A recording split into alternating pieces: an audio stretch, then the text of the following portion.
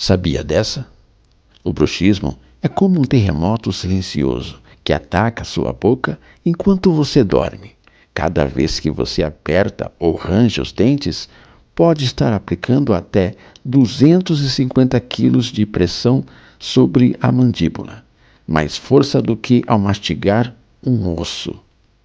Esse esforço brutal pode trincar dentes, romper implantes, inflamar articulações e causar dores de cabeça, zumbido no ouvido, dificuldades para abrir a boca e até vertigem. E o que ninguém te conta? A principal causa é o estresse.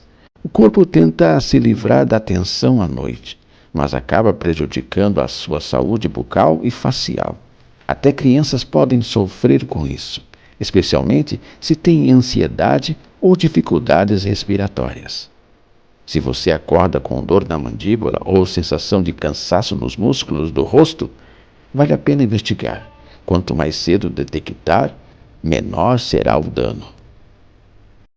Conectados na Voz apresentou Mundo Extraordinário, numa questão de saúde pública, na voz de Marcelo de Moraes. Grande abraço, fiquem com Deus e até uma próxima.